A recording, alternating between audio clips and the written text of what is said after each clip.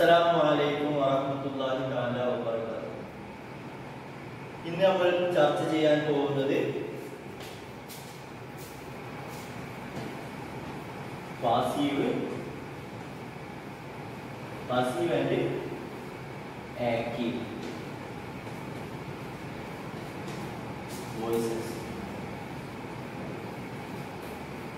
Active voices and passive voices ഇതാണ് ഇന്ന് നമ്മൾ ചർച്ച ചെയ്യാൻ പോകുന്നത്.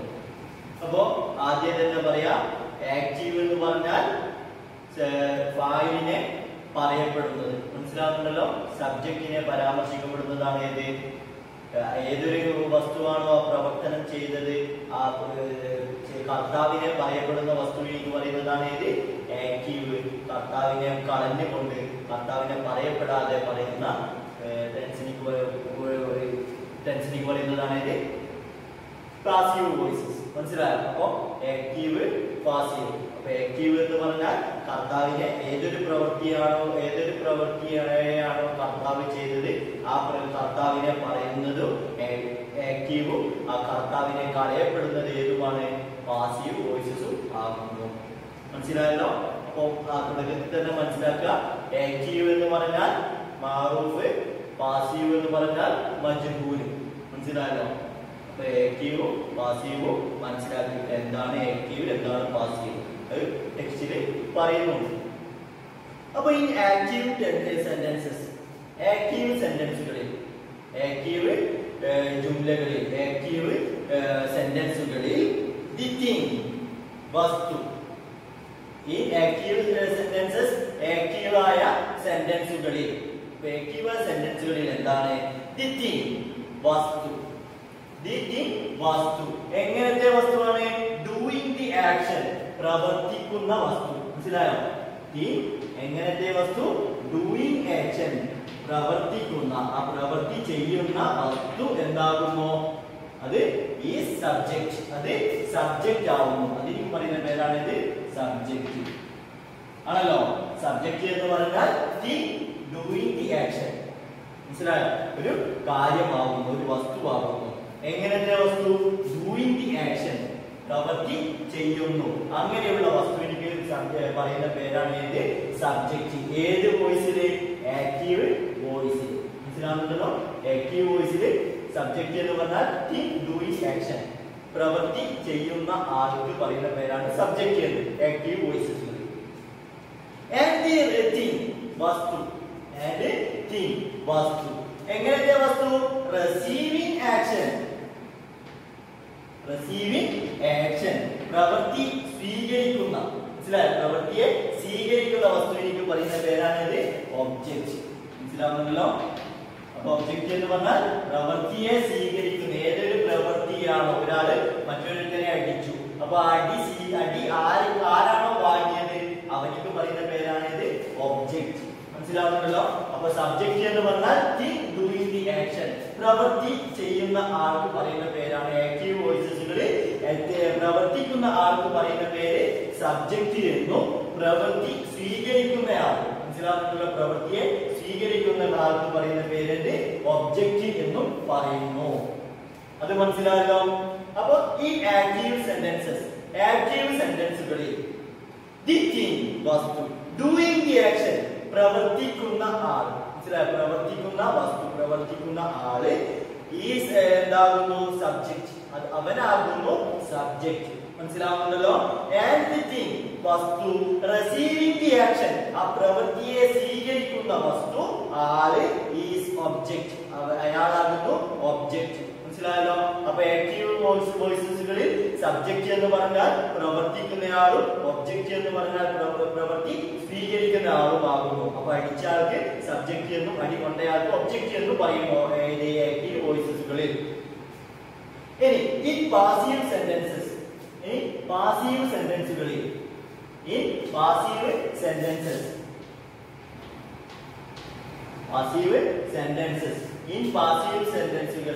ദി തിങ് വസ്തു, റിസീവിംഗ് ദി ആക്ഷൻ, പ്രവൃത്തി സ്വീകരിക്കുന്നയാള് ഈസ് ദി സബ്ജക്റ്റ്, അയാളാകുന്നു ഏത്? സബ്ജക്റ്റ്. മനസ്സിലായോ? നേരെ തിരിഞ്ഞ് ഉൾട്ടാ. അപ്പോ സബ്ജക്റ്റ് എന്ന് പറഞ്ഞാൽ പാസീവ് വോയിസിൽ വോയിസുകളിൽ സബ്ജക്റ്റ് എന്ന് പറഞ്ഞാൽ എന്താണ്? Receiving the action. മനസ്സിലായോ? റിസീവിംഗ് ദി ആക്ഷനിക്ക് പറയുന്ന പേരാണ് ഏത്? സബ്ജക്റ്റ്. മനസ്സിലാകുന്നല്ലോ? ഇവിടെ ഫായിൽ ആരാണ്?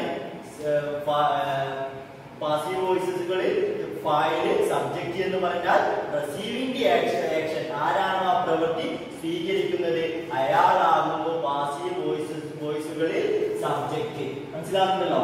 അപ്പോ ഈ പാസീവ് വോയിസസുകളിൽ സബ്ജക്റ്റ് എന്ന് പറഞ്ഞാൽ ദി റിസീവിംഗ് ദി ആക്ഷൻ. ആ പ്രവൃത്തി ആരാണോ സ്വീകരിക്കുന്നത് അവന് സബ്ജക്റ്റ് എന്ന് പറയും. മനസ്സിലാകുന്നല്ലോ? ദുരിബ അംറുൻ. അപ്പൊ എന്ത് ചെയ്യും? അംറാണ് ശരിക്കും അവിടെ അടി വാങ്ങിയാണ്. മനസ്സിലാവുന്നല്ലോ? അപ്പൊ അവിടെ എന്ത് മജൂലാക്കിയപ്പോൾ അവിടെയുള്ള മഫൂലിനെ പിടിച്ച് ഫായിലാക്കി. ദുരിബ അംറുൻ. അംറ് അടിക്കപ്പെട്ടു. അപ്പൊ അംറിനെ ആരോ അടിച്ചു. അതാണ് പാസീവ് കൊണ്ട് ഉദ്ദേശിക്കുന്നത്. അപ്പോൾ അവിടെ അറബിയിൽ പഠിച്ചതുപോലെ തന്നെ ഈ തിങ്സ് റിസീവിംഗ് ദി ആക്ഷൻ, ആ അടി വാങ്ങിയാണ്, അല്ലെങ്കിൽ ഭക്ഷണം വാങ്ങിയാണ്, അല്ലെങ്കിൽ എന്തെങ്കിലും വാങ്ങിയാണ്. മനസ്സിലാകുന്നല്ലോ? അങ്ങനെയുള്ള ആളുകൾ ശിക്ഷ ഏറ്റുവാങ്ങിയാണ്. അവർക്കൊക്കെ എന്ത് പറയും? സബ്ജക്റ്റ് എന്ന് പറയും. മനസ്സിലാകുന്നല്ലോ? അപ്പൊ കൊല്ലപ്പെട്ടു. അപ്പൊ അവിടെ എന്താണ്? ആരെയാണോ കൊല്ലപ്പെട്ടത്, ആരെയാണോ കൊന്നത് അവരെന്ത് പാസീവ് വോയിസസുകളിൽ സബ്ജക്റ്റ് ആയി മാറുന്നു. മനസ്സിലായല്ലോ? അപ്പോ ഈ പാസീവ് സെന്റൻസുകളിൽ വസ്തുക്കൾ റിസീവിംഗ് ദി ആക്ഷൻ, പ്രവൃത്തി സ്വീകരിക്കുന്ന വസ്തുക്കൾ ഈ സബ്ജക്റ്റ് അതാകുന്നു സബ്ജക്റ്റ്. മനസ്സിലാകുന്നുണ്ടല്ലോ? അപ്പൊ എന്ത് നമ്മൾ അവിടെയുള്ള പാസീവ് വോയിസസുകളിലുള്ള സബ്ജക്റ്റിനെ കുറിച്ച് നമ്മൾ പറഞ്ഞു. ആൻഡ് ദി തിങ്, വസ്തു, ഡൂയിങ് ദി ആക്ഷൻ, പ്രവർത്തിക്കുന്ന വസ്തു, is optionally included near the end of the sentence. അതെന്താവുന്നു? സബ്ജക്റ്റ്. അപ്പൊ അതായത് ഈ പാസീവ് ടെൻസുകളിലുള്ള യഥാർത്ഥത്തിൽ ഒബ്ജക്റ്റ് എന്ന് പറഞ്ഞാൽ ഈ തിങ്സ്, കാര്യങ്ങൾ, വസ്തുക്കൾ, ഡൂയിങ് ദി ആക്ഷൻ, പ്രവർത്തിക്കുന്ന ആളുണ്ടല്ലോ. മനസ്സിലായ? പ്രവൃത്തി സ്വീകരിക്കുന്ന ആളെ നമ്മളെന്ന് പറഞ്ഞു പാസീവ് വോയിസസുകളിൽ അയാളാണ് ഇത് സബ്ജക്റ്റ്. പ്രവൃത്തി സ്വീകരിക്കുന്നയാളെ നമ്മൾ സബ്ജക്റ്റ് എന്ന് പറഞ്ഞു. സ്വീകരിക്കുന്നയാൾ. അപ്പൊ പ്രവർത്തിക്കുന്ന ആളെ എന്ത് ചെയ്യും? എന്ത് വിളിക്കും? അപ്പൊ ഡൂയിങ് ദി ആക്ഷൻ, പ്രവൃത്തി ചെയ്യുന്നയാൾ ഈസ് ഓപ്ഷണലി ഇൻക്ലൂഡഡ്. അത് നമുക്ക് എന്താവാം? ഓപ്ഷണലി ഇൻക്ലൂഡ്, വേണമെങ്കിൽ നമുക്ക് ഉൾപ്പെടുത്താം. മനസ്സിലായോ? അവിടെയുള്ള ആ പ്രവർത്തിക്കുന്നയാളെ നമുക്ക് വേണമെങ്കിൽ ഉൾപ്പെടുത്താം. അവിടെ നിർബന്ധമില്ല. ഓപ്ഷനലി. മനസ്സിലായോ? അവിടെ എന്താണ്? ഓപ്ഷനലി ഇൻക്ലൂഡഡ്. അതെന്താവാം? നമുക്ക് വേണമെങ്കിൽ ഉൾപ്പെടുത്തിയാൽ മതി. മനസ്സിലാകുന്നല്ലോ? ഓപ്ഷനലി ഇൻക്ലൂഡ്. എവിടെ? പാസീവ് ടെൻസുകളിൽ സബ്ജക്റ്റ് എന്ന് പറഞ്ഞാൽ എന്താണ്? റിസീവിംഗ് ദി ആക്ഷൻ, ആ പ്രവൃത്തി സ്വീകരിക്കുന്ന ആളെ നമ്മൾ സബ്ജക്റ്റ് എന്ന് പറയും. ഇനി അവിടെ പ്രവൃത്തി ചെയ്യുന്ന ആളുണ്ടാവല്ലോ. അല്ലാണ്ട് പ്രവൃത്തി തനിയെ സ്വീകരിക്കൂല, ഒരാൾ ചെയ്യണമല്ലോ. ആ ചെയ്യുന്നയാളെ അയാൾ നമുക്ക് ഉണ്ടാവാം ഓപ്ഷണലി ഇൻക്ലൂഡ്. അത് നമുക്ക് വേണമെങ്കിൽ ഉൾപ്പെടുത്താം. മനസ്സിലായോ? അപ്പൊ അവിടെ പ്രവൃത്തി ചെയ്യുന്നയാളെ നമുക്ക് വേണമെങ്കിൽ ഉൾപ്പെടുത്താം. എവിടെ? Near the end of the sentence, സെന്റൻസിന്റെ അവസാന ഭാഗത്ത് നമുക്ക് വേണമെങ്കിൽ ഉൾപ്പെടുത്താം. നിർബന്ധമില്ല. മനസ്സിലായോ? അപ്പൊ അവിടെ പ്രവർത്തിക്കുന്നയാളെ നമുക്ക് വേണമെങ്കിൽ ഉൾപ്പെടുത്താം. ഒന്നുകൂടെ അടിവരട്ട് പറയുന്നു. അവിടെ നിർബന്ധമില്ല. പാസീവ് സെന്റൻസുകളിൽ വോയിസുകളിൽ എന്തില്ല? പ്രവർത്തിക്കുന്നയാളെ പറയൽ നിർബന്ധമില്ല. അപ്പൊ നമ്മൾ എന്തൊക്കെ പറഞ്ഞു? ആക്റ്റീവ് വോയിസുകളിലുള്ള സബ്ജക്റ്റിനെ കുറിച്ച് പറഞ്ഞു, ഒബ്ജക്റ്റിനെ കുറിച്ച് പറഞ്ഞു. പാസീവ് വോയിസിലുള്ള സബ്ജക്റ്റിനെ കുറിച്ച് പറഞ്ഞു. സബ്ജക്റ്റ് എന്ന് പറഞ്ഞാൽ പ്രവൃത്തി സ്വീകരിക്കുന്നയാളാകുമ്പോ. അപ്പൊ അവിടെ പ്രവൃത്തി ചെയ്യുന്നയാളോ അവിടെ നമുക്ക് വേണമെങ്കിൽ ഉൾപ്പെടുത്താൻ നിർബന്ധമില്ല. ഇനി you can easily rewrite an active sentence to passive sentence. നിനക്ക് എളുപ്പത്തിൽ, യു ക്യാൻ നിനക്ക് സാധിക്കും, ഈസിലി എളുപ്പത്തിൽ നിനക്ക് സാധിക്കും. എന്തിനേക്ക് സാധിക്കും? റീറൈറ്റ്, മാറ്റി എഴുതാൻ, പൊളിച്ചെഴുതാൻ നിനക്ക് സാധിക്കും. an active sentence, ഒരു ആക്റ്റീവ് സെന്റൻസിനെ നിനക്ക് പൊളിച്ചെഴുതാൻ സാധിക്കും, മാറ്റി എഴുതാൻ സാധിക്കും. എന്തിലേക്ക്? To passive sentences. പാസീവ് സെന്റൻസിലേക്ക് നിനക്ക് ആ ആക്റ്റീവ് വോയിസിനെ നിനക്ക് പാസീവ് വോയിസിലേക്ക് മാറ്റി എഴുതാൻ സാധിക്കും എളുപ്പത്തിൽ. മനസ്സിലായല്ലോ? അപ്പോ എനിക്ക് മാറ്റി എഴുതാൻ സാധിക്കും. അപ്പൊ വലിയ റിസ്ക്കുള്ള പണിയൊന്നും ഏത് ആക്റ്റീവ് ആയ സെന്റൻസിനെ പാസീവ് ആക്കാൻ വളരെ ബുദ്ധിമുട്ടുള്ള പണിയൊന്നുമല്ല. ഒബ്ജക്റ്റ് മനസ്സിലായല്ലോ? ഒബ്ജക്റ്റ് അതാണ് ഏത് പാസീവ് സെന്റൻസുകളിൽ ഒബ്ജക്റ്റ് ആകുന്നു സബ്ജക്റ്റ്. മനസ്സിലായോ? ആക്റ്റീവ് വോയിസ് നമ്മുടെ സാധാരണ ഇംഗ്ലീഷിലെ ഘടന എന്താണ്? Subjective plus verb plus object. ഇതാണ് ഇംഗ്ലീഷിന്റെ ഫോർമാറ്റ്. അപ്പോ ദി ഒബ്ജക്റ്റ് പ്രവൃത്തി സ്വീകരിക്കുകയാണ്, അയാളാണ് ഏത് സബ്ജക്റ്റ് ആയി വരിക എന്ന് നമ്മൾ പറഞ്ഞു. അപ്പൊ ഒരു ഉദാഹരണം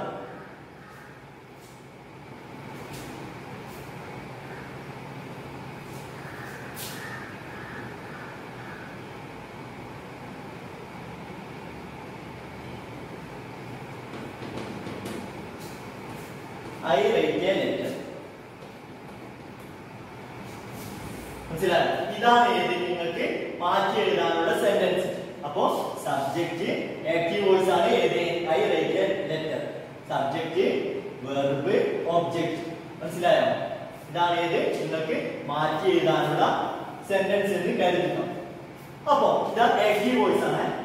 അപ്പൊ ഇത് ആക്റ്റീവ് വോയിസ് ആണ്. I write a letter എന്നുള്ളത് ഒരു ആക്റ്റീവ് സെന്റൻസ് ആണ്. അപ്പോ ഇതിനെ എന്തിലേക്ക് മാറ്റണം? കൺവേർട്ട് ചെയ്യണം, പാസീവ് ടെൻസിലേക്ക് മാറ്റണം. ഇതിനെ പാസീവ് സെന്റൻസിലേക്ക് വോയിസിലേക്ക് മാറ്റാൻ വളരെ എളുപ്പമാണെന്ന് പറഞ്ഞു. എളുപ്പമാണോ എന്ന് നമുക്ക് ചെക്ക് ചെയ്യാം. ഈ object in the active sentences. Object ഇവിടെയുള്ള ഒബ്ജക്റ്റ് ഏതാണ്? Subject verb object. അപ്പൊ ഒബ്ജക്റ്റ് ഏതാണ്? ലെറ്റർ എന്നുള്ളതാണ് ഒബ്ജക്റ്റ്. അപ്പൊ ഈ object in the passive active sentence, active സെന്റൻസിലുള്ള ഒബ്ജക്റ്റ്. അപ്പൊ ഒബ്ജക്റ്റ് ഇതാണല്ലോ, ലെറ്റർ എന്നുള്ളതാണല്ലോ, എ ലെറ്റർ. അപ്പൊ ആ ഒബ്ജക്റ്റിന് എന്താകും? ഒരു കത്തെഴുതി, അതാണ് ഒബ്ജക്റ്റ്. അപ്പൊ ആ ഒബ്ജക്റ്റ് ബിക്കംസ്, അത് ആയി മാറുന്നു. മനസ്സിലായോ? The object in the active sentences, active സെന്റൻസിലുള്ള ഒബ്ജക്റ്റ് എന്തായി മാറുന്നു? ബിക്കം, അത് ആയി മാറുന്നു. എന്ത്? A subject. അതെന്താവുന്നു? സബ്ജക്റ്റ് ആയി മാറുന്നു. അപ്പൊ എന്താണ്? A letter. അപ്പൊ എ ലെറ്റർ എന്നുള്ളത് സബ്ജക്റ്റ് ആയി വന്നു. ആക്റ്റീവ് വോയിസിലെ ഒബ്ജക്റ്റിനെ നമ്മൾ എന്താക്കി? പാസീവ് വോയിസിലെ സബ്ജക്റ്റ് ആക്കി മാറ്റി. അപ്പോ എ ലെറ്റർ. പിന്നെ അപ്പൊ എന്തായിരുന്നു? സബ്ജക്റ്റ് വന്നു. Passive sentences become object in active sentence become a subject in the passive sentence. Passive സെന്റൻസിൽ എന്തായി മാറും? ഈ ആക്റ്റീവ് വോയിസിലെ ഒബ്ജക്റ്റ് പാസീവ് വോയിസിലെ സബ്ജക്റ്റ് ആയി മാറും. ഇവിടെ എന്തായാലും സബ്ജക്റ്റ് ആയി വന്നു. അപ്പൊ സബ്ജക്റ്റ് വന്നു. ആൻഡ് ദി വെർബ്, അവിടെയുള്ള വെർബ് റൈറ്റ് എന്നുള്ളതാണല്ലോ വെർബ്. ആ write and the verb is changed. അതെന്താകും? മാറും. ആ വെർബ് മാറും. ഇതേതാ? ടെൻസ് ഏതാ? ടെൻസ് സിമ്പിൾ പ്രസന്റ് ആണ്. മനസ്സിലായോ? സിമ്പിൾ പ്രസന്റ് ആവുന്നു. അപ്പൊ സിമ്പിൾ പ്രസന്റ്, ഈ ടെൻസ് സിമ്പിൾ പ്രസന്റ് ആവുന്നു. അപ്പൊ അവിടെയുള്ള ഏത് നമ്മളുടെ റൈറ്റ് എന്ന വെർബ് എന്താകും? അത് മാറും ടു ബി. മനസ്സിലായോ? ബി എന്നതിലേക്ക് എന്ത് ചെയ്യും? മാറും. മനസ്സിലായോ? ബി എന്നതിലേക്ക് ആ വെർബ് മാറും. വെർബ് എന്തായി മാറും? Be plus past participle. മനസ്സിലായോ? P P. ഇതിലേക്ക് എന്ത് ചെയ്യും? കൺവേർട്ട് ചെയ്യും. ആ വെർബ് എന്ത് ചെയ്യും? ഈ ഫോമിലേക്ക് ഈ റൈറ്റ് എന്ന സിമ്പിൾ പ്രസന്റ് ആയ ഏത് വെർബ് ആയാലും ആ വെർബിനെ എന്താക്കി മാറ്റും? Be plus P P past പാർട്ടിസിപ്പിളിലേക്ക് ആ വെർബ് മാറും. മനസ്സിലാവുന്നുണ്ടല്ലോ? Be verb past participle. മനസ്സിലായോ? അപ്പൊ അതിലേക്ക് എന്ത് ചെയ്യും? മാറും. അപ്പൊ ഇതേതാ ടെൻസ്? ടെൻസ് സിമ്പിൾ പ്രസന്റ് ആണ്. മനസ്സിലായോ? അപ്പൊ സിമ്പിൾ പ്രസന്റിൽ ബി എന്നത് എന്താണ്? ഈസ്. മനസ്സിലായോ? അതെന്താണ്? പ്ലൂറൽ ആണെങ്കിൽ ആറായി വരും. മനസ്സിലാവുന്നുണ്ടല്ലോ? അപ്പോ മീ ആണെങ്കിൽ എന്ത് ചെയ്യും? അത് ഐ എന്ന ഫോമിലേക്ക് ഇവിടെ സബ്ജക്ട് ഫോമിലേക്ക് മാറും. ആ ഒബ്ജക്ട് ഫോം എന്താവും? സബ്ജക്ട് ഫോമിലേക്ക് മാറി ഐ എന്നതാകും. അപ്പൊ അതിന്റെ കൂടെ എന്താ പറയാ? ഈസ് ആണോ? അല്ല, അതിന്റെ കൂടെ ആമുണ്ട്. മനസ്സിലായോ? അപ്പൊ എന്ത്? സബ്ജക്ട് ഇവിടെയുള്ള ഒബ്ജക്ട് വെർബ് എന്തായി മാറുന്നു? ബി പ്ലസ് പി പി ഫോമിലേക്ക് മാറും. അപ്പോ ബി, അപ്പൊ ഇവിടെ എന്താണ്? റൈറ്റിന്റെ പി പി ഫോം റിട്ടേൺ. മനസ്സിലായോ? റിട്ടേൺ എന്നതാകുന്നു അവിടെയുള്ള PP ഫോം മനസ്സിലായോ? അപ്പൊ ഏതാണ് ആ വെർബ് ഇവിടെ എന്തിലേക്ക് മാറി? Is plus written. മനസ്സിലായോ? അപ്പോൾ എ ലെറ്റർ ഈസ് റിട്ടൺ. മനസ്സിലാവുന്നുണ്ടല്ലോ? അപ്പൊ എന്ത് ചെയ്തു? പാസ്റ്റ് പാർട്ടിസിപ്പിളിലേക്ക് മാറി. വെർബ് ബി പ്ലസ് PP എന്ന ഫോമിലേക്ക് ഈ റൈറ്റ് എന്ന ഫോം മാറിയപ്പോൾ എന്തായി? ഈസ് റിട്ടൺ എന്നായി. മനസ്സിലായോ? ഇതെന്താണ്? PP ആകുന്നു, വെർബിന്റെ PP ഫോം ആകുന്നു, പാസ്റ്റ് പാർട്ടിസിപ്പിൾ ആകുന്നു. ബി എന്നത് എന്തായി വന്നു? ഇവിടെ സിമ്പിൾ പ്രസന്റ് ആയതുകൊണ്ട് ഈസ് എന്നതായി വന്നു. ഇനി പാസ്റ്റ് ആണെങ്കിലോ ഇവിടെയുള്ള വെർബ് പാസ്റ്റ് ആണ്, അങ്ങനെയെങ്കിൽ അത് വാസായി മാറും. മനസ്സിലായോ? അവിടെ പ്ലൂരൽ ആണ്, അങ്ങനെയെങ്കിൽ വേറായി മാറും. മനസ്സിലായോ? അപ്പൊ അതിനടുത്തേക്ക് എന്താകും? അത് മാറി മാറി വരുന്നതായിരിക്കും. അപ്പൊ എന്തായി? ഇവിടെ പാസീവ് വോയിസ് ആയി. ഒബ്ജക്റ്റ് ആക്റ്റീവ് വോയിസിലെ ഒബ്ജക്റ്റ് എന്താ? ഇവിടെ സബ്ജക്റ്റ് ആയി വന്നു. Letter A letter. അപ്പൊ ഇനി എന്താണ്? വെർബ്. ആ വെർബ് എന്തായി മാറും? ബി പ്ലസ് PP ഫോമിലേക്ക് മാറും. ഇനി സബ്ജക്റ്റ് ഓഫ് ദി വെർബ്. ഇനി നമ്മൾ എന്ത് പറയാനുണ്ട്? നമ്മളിവിടെ ഒബ്ജക്റ്റിനെയും എടുത്തു, വെർബിനെയും എടുത്തു. മനസ്സിലാവുന്നുണ്ടല്ലോ? ഇനി the subject of the active sentence. Active സെന്റൻസിലെ സബ്ജക്റ്റ്. ഇവിടെ ഈ സബ്ജക്റ്റ്, ഇതിനെ നമുക്ക് എന്ത് ചെയ്യണം? ഈ സബ്ജക്റ്റ് നമ്മൾ ഇവിടെ ഉപയോഗിച്ചിട്ടില്ല. ഫോളോസ് അത് എന്ത് ചെയ്യുന്നു? ചിലപ്പോൾ തുടർന്ന് വരുന്നതാകുന്നു. By me. മനസ്സിലായോ? ഇവിടെയുള്ള സബ്ജക്റ്റ് എന്താണ്? ഐ എന്നാണല്ലോ. ഐ എന്ന സബ്ജക്റ്റ് എന്താകുന്നു? ഫോളോസ് അതെന്താകുന്നു? ചിലപ്പോൾ പിന്തുടർന്ന് വരും. ബൈ മീ എന്ന് വേണമെങ്കിൽ പറയാം. അല്ലെങ്കിലോ ഓർ ഒമിറ്റ്, അതിനെന്താവാം? ഒഴിവാക്കാം. ആ സബ്ജക്റ്റിന് ഇവിടെ പരാമർശിക്കണമെന്ന് ഇല്ല. അപ്പൊ എന്ത് ചെയ്തു? ഏത് ആക്റ്റീവ് വോയിസിനെയും പാസീവ് വോയിസിലേക്ക് മാറ്റാൻ പഠിച്ചു. ഒന്നും പണിയില്ല. അവിടെയുള്ള ഒബ്ജക്റ്റിനെ ആക്റ്റീവ് വോയിസിലെ ഒബ്ജക്റ്റിനെ പിടിച്ച് പാസീവ് വോയിസിൽ ഇവിടെ സബ്ജക്റ്റ് ആയിട്ട് പ്രതിഷ്ഠിക്കുന്നു. മനസ്സിലായോ? ഇവിടെ കൊണ്ടുവെക്കുന്നു. അവിടെയുള്ള ഒബ്ജക്റ്റിനെ പിടിക്കുന്നു, ഇവിടെ കൊണ്ടുവെക്കുന്നു. അപ്പൊ ഇവിടെ സബ്ജക്റ്റ് ആയി മാറി. ഇനി നമുക്ക് എന്ത് ചെയ്യണം? വെർബ്. വെർബ് എന്താകണം? PB പ്ലസ് PP ഫോമിലേക്ക് മാറ്റണം. മനസ്സിലായോ? അപ്പൊ ആദ്യം എന്ത് ചെയ്യണം? അത് ടെൻസ് ഏതാണ്ട് പഠിക്കണം. അപ്പൊ ആ ടെൻസിന് കണക്കായിട്ട് ബി പ്ലസ് PP ഫോമിലേക്ക് മാറ്റണം. അപ്പൊ ഇവിടെ സിമ്പിൾ പ്രസന്റ് ആയതുകൊണ്ട് ഈസ് റിട്ടൺ. ഈസ് ബിയുടെ സ്ഥാനത്ത് വന്നു, റിട്ടൺ PP ആയി വന്നു. മനസ്സിലായല്ലോ? അപ്പൊ ആദ്യം ആക്റ്റീവ് ടെൻസുകൾ പൂർണ്ണമായും കംപ്ലീറ്റ് ആയി പഠിക്കണം. ഇനി intransitive verb cannot be changed into passive voices. അപ്പൊ നമ്മൾ കഴിഞ്ഞ ക്ലാസ്സിൽ പഠിച്ചത് ട്രാൻസിറ്റീവ്, ഇൻട്രാൻസിറ്റീവ്. ഇൻട്രാൻസിറ്റീവ് ആയ ഒരു ഒബ്ജക്റ്റിലേക്ക് വിട്ടുകിടക്കാത്ത സെന്റൻസുകളെ എന്താവാൻ സാധിക്കില്ല? cannot be changed. അത് മാറ്റാൻ സാധിക്കുകയില്ല. into passive voices. പാസീവ് വോയിസിലേക്ക് പാസീവ് വോയിസിലേക്ക്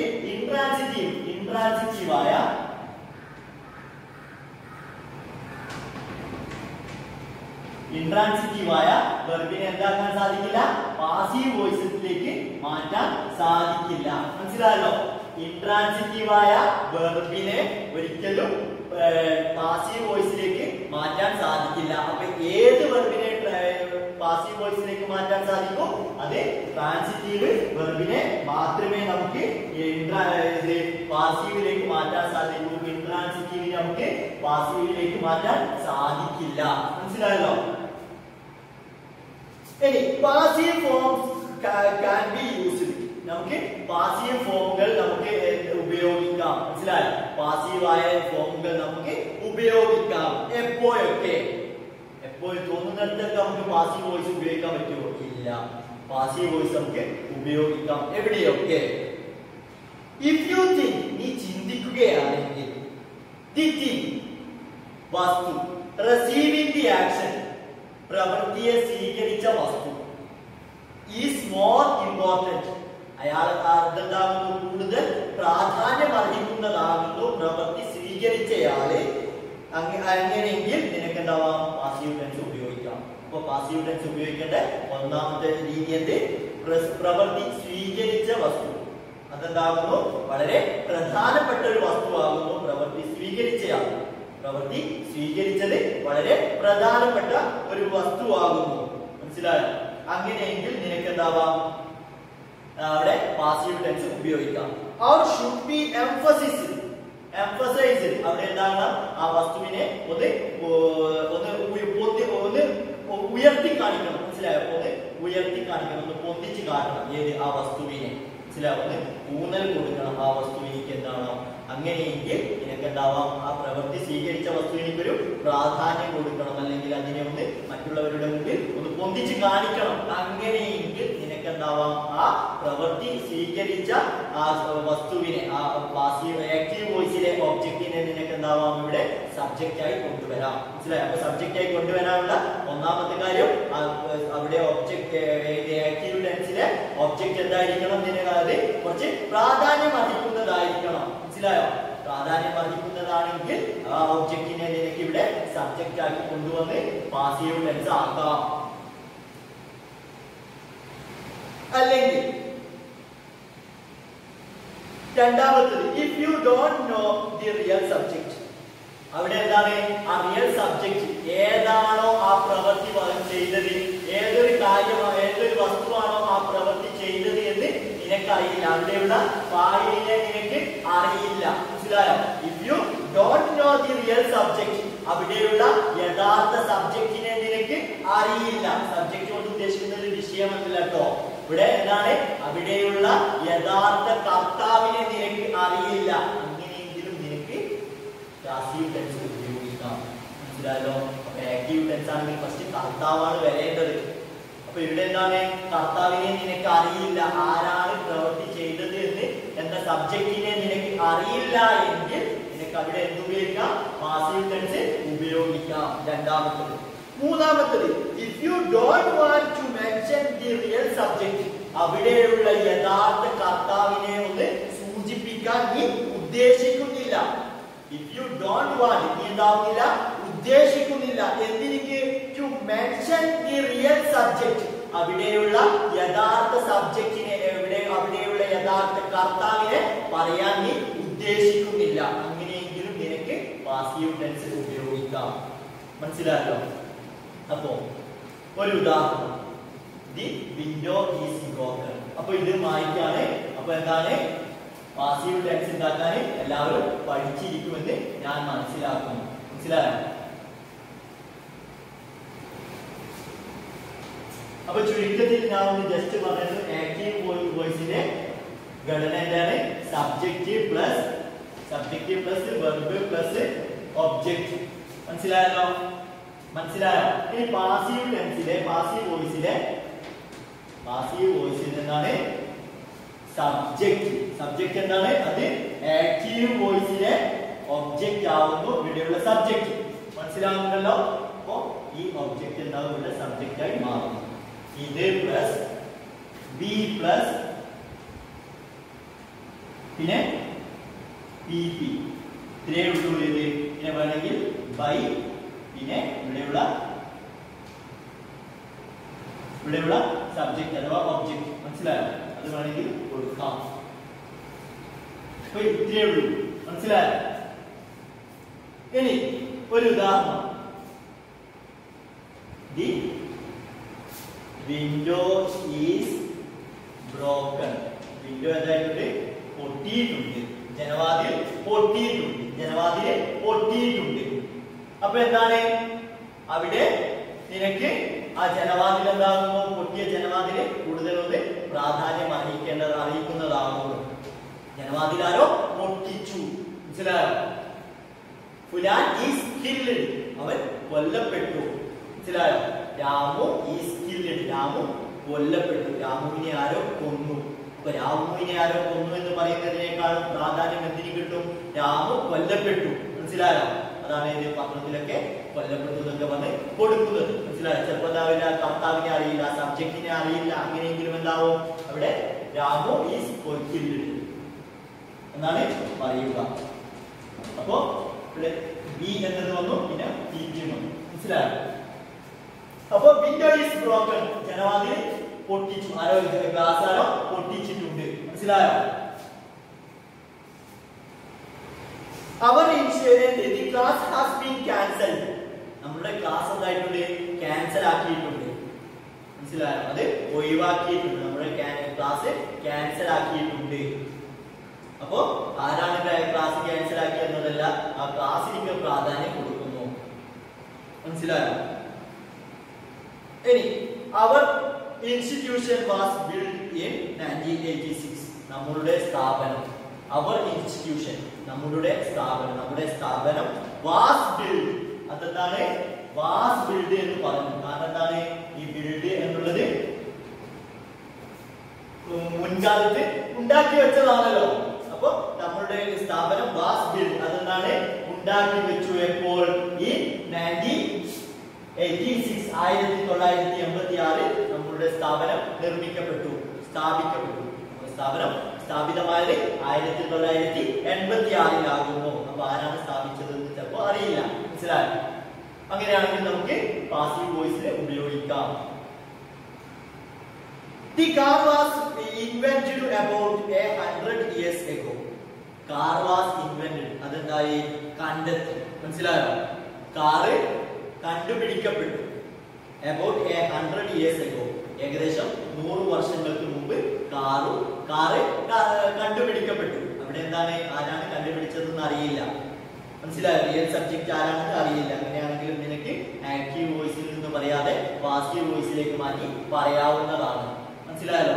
കാറ് കണ്ടുപിടിച്ചത് ആരാണെന്ന് അറിയില്ലെങ്കിൽ കാർ വാസ് ഇൻവെന്റഡ്, കാർ എന്ത് ചെയ്തു? കണ്ടുപിടിക്കപ്പെട്ടു. എപ്പോൾ? 100 years ago. 100 വർഷങ്ങൾക്ക് മുമ്പ് കാറ് കണ്ടുപിടിക്കപ്പെട്ടു. ഇനി if you don't want to mention the real subject, അവിടെയുള്ള സബ്ജക്റ്റ് എന്താണെന്ന് നിനക്ക് പറയാൻ, നീ വ്യക്തമാക്കാൻ, സൂചിപ്പിക്കാൻ നീ ഉദ്ദേശിക്കുന്നില്ല, താല്പര്യപ്പെടുന്നില്ല, അങ്ങനെയെങ്കിൽ നിനക്ക് പാസീവ് വോയിസ് ഉപയോഗിക്കാം. It is recommended. ഇതെന്താകുന്നു? നിർദ്ദേശിക്കപ്പെടുന്നു.